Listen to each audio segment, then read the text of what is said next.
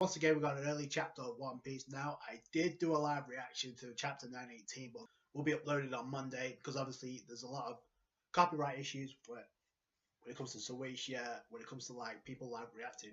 Even though I don't put panels or pages in my reactions, still I don't want to take any chances, so that'll be uploaded on Monday. We'll see how things play itself out, but for now, that's pretty much the standard layout. However, I do want to say after this chapter, I'm trying to put it into perspective of what I just read because what we thought we knew coming into this chapter, there's certain things that changed. Okay, certain things we kind of could have predicted that went down was the Law and Hawkins confrontation, and then it pretty much like in a stalemate because obviously things got interrupted. I kind of figured that would happen. So start off with the cover page, and looks like we reached the finale, or at least part of the finale of the Straw Hat Grand Fleet cover pages, which is good because now Oda can shift his focus onto other stuff that will take place. Will come again when that time is needed, maybe during the final arc. We don't know, but obviously Oda's setting these pieces up with these cover pages, so when we move on, we get into introduced to more world building, which I like. So that's kind of cool. So we start off with, I guess, kind of it's confirmed that Lord Hodum got one-shotted, literally. He got one shot, and this chapter kind of made the headliners confirmed to be like trash, in my opinion, because, or at least the title of headliner, complete trash. In 2 chapters, it's made not only Lord Hodum, but also Lord Speed to make complete fodder. Obviously, Luffy takes down Lord Hodum or Hold'em with Red Hawk, or his version of Red Hawk, which redirected the blast, was setting his place on fire. That place is still burning by the end of this chapter. Zoro and Okiku with the, I guess, the shop or the food cart or the ship with the food on it. They're trying to get out of Bakara town. Luffy grabs a hold of Otama, and Otama kind of makes the reference to obviously Luffy resembling what that of Ace. We know that from the Red Hawk. So Otama finally put 2 and 2 together, and but it's clear as day she's got feelings for Luffy by the end of this chapter because of the way Luffy kind of like his speech to Otama before the end of this chapter kind of reminded her of what Ace said to her, so that makes sense. Although I'm not too sure I like it. It looks like Otama's got a crush on Luffy now, so you make with it as you will. But then we see Lord Speed kind of confirm that Lord Hodum's been one-shotted. He can't be KO'd by one hit, can he? Who are these people? The next thing you see is, and this is where it makes Hold'em's Speed look like complete trash, because you see Luffy and Otama literally jump on the back of Lord Speed, obviously mistaking her for a horse, not realizing she's a Zoan type Devil Fruit user, right? And Luffy's like, yo, right, get us to safety right away. Obviously mistaking her for a horse.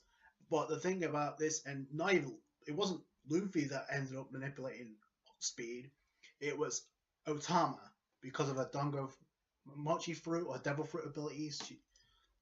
She picks out a dumpling, I guess. She's able to control Lord Speed. A headliner, by the way, for Kaido, who works under Jack.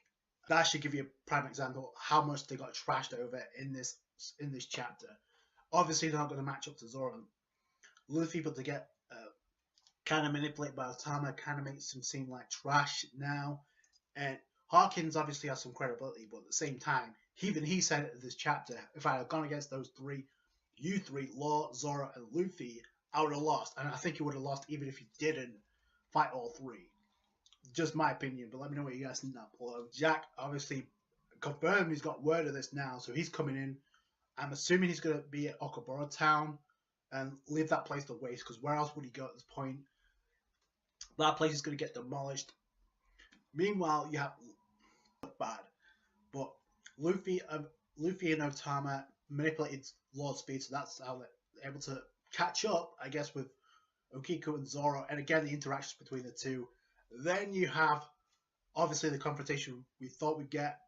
It was short-lived, but obviously it was kind of like putting on a facade, at least from Law's standpoint. So we have Law go up against Hawkins and the father, I guess. Law uses Room and then Shambles, teleports in front of Hawkins, takes out the father, but at the same time he doesn't attack Hawkins. Hawkins uses his sword to like knock off the basket. off Law's head because he realized who it was. Because number one, he used room, and then the tattoos. So, oh, I know who you are now. See Law putting up a facade, like, and act like he was going to take down Hawkins, but instead, what he ended up doing is taking down those who are under Hawkins that are working for Kaido. Like I thought there was going to be a compensation, a slight compensation. Again, this is like the setup to a future alliance between all the Supernova, in my opinion. So yeah, so that's why that's cut short. I thought it would be. It was pretty much stating like, I hope they don't screw up. Zoro knows the plan. We're not to take down Lord Hoden because that if Jack gets word of this place is it's over. So, but obviously Lord freaks out because he realizes, oh shit, they took out Lord Hold'em, and now Jack is getting word of this. Kind of makes you wonder what Hawkins is going to do from here on in. Because if he goes to Jack, what do you think he's going to do? It's like, yeah, he's going to get pissed. So you get the interaction between Zoro and Law, and that was good again. So, and then you have Okiku there. So like, oh, who is this guy? Is he friendly or not? So I thought that was kind of interactions are there.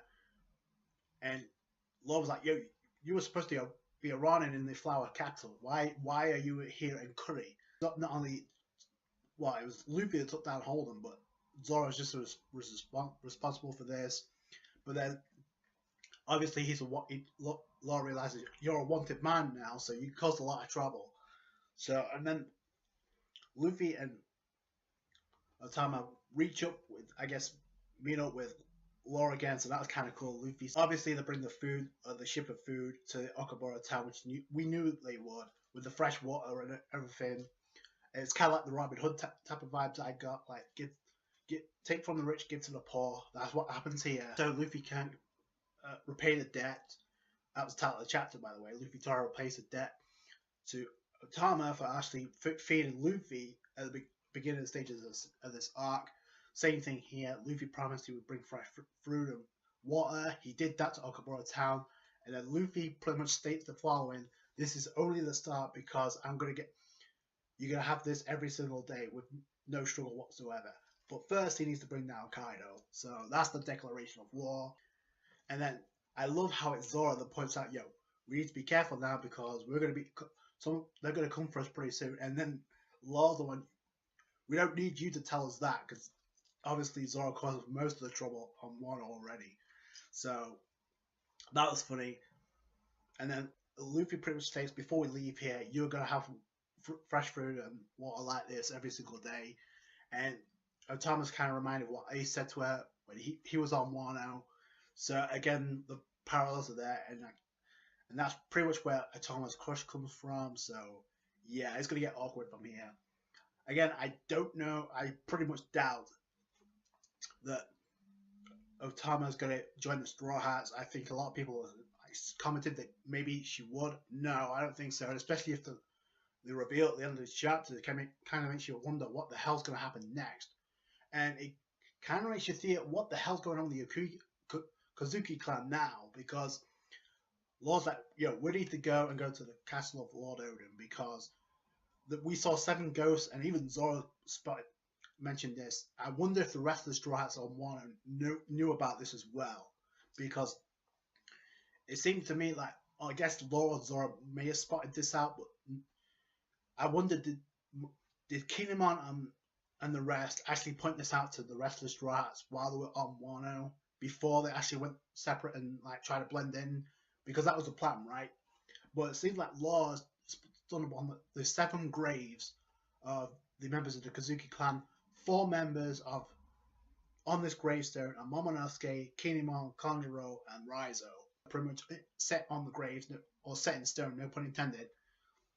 So Zoro and Law have seen this. Like I said, I wonder if the rest of the crew have seen this. We have to see Sanji and Co. sooner rather than later, because I do think we're getting closer and closer to that Straw Hat reunion, especially with Law now reunited with Law and Luffy. So, and then they're getting the hell out of crew. They're making their way to Odin's castle. I think Jack's going to show up at Okabura town, and it's going to be like what happened with Zoe. But if you remember, it kind of makes sense, like what the hell's going on here.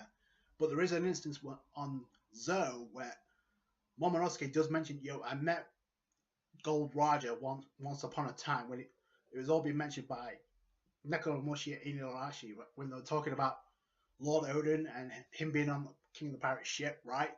And then Momonosuke is the one, yo, I met the King of the Pirates, Goldie Roger, and Luffy's like, no, you're a liar because you could have been alive back then.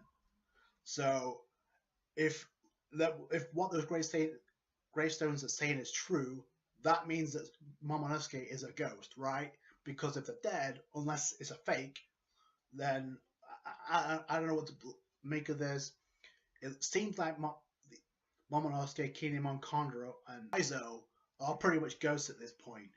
So is that the truth or is that a lie?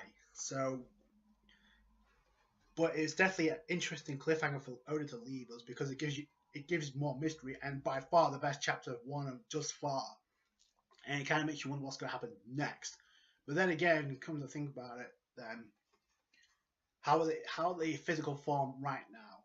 That's where I come to wonder if they are ghosts. How are they in physical form? I mean, we saw Ryuma on Thriller Bark, right? And that makes sense because of Moria and Dr. Hotchback and his experimentations. But what's the deal with Momonosuke and company? We've seen Kinemon cut through fire. We know what Raizo can do. You see kind of what Kondoro could do with the paintings. So what's going on here? Like I said, it makes sense because it's kind of foreshadowing on Zou with Momonosuke. It's like, how would he met Goldie Roger in the first place, given his age? But now this makes perfect sense. So, but kind of makes you wonder what's going to become of the Kazuki clan. And did Nekomamushi and Inuarashi know about this themselves? I doubt it, but it's getting very intriguing. I'll say that much. But let me know what you guys think down below.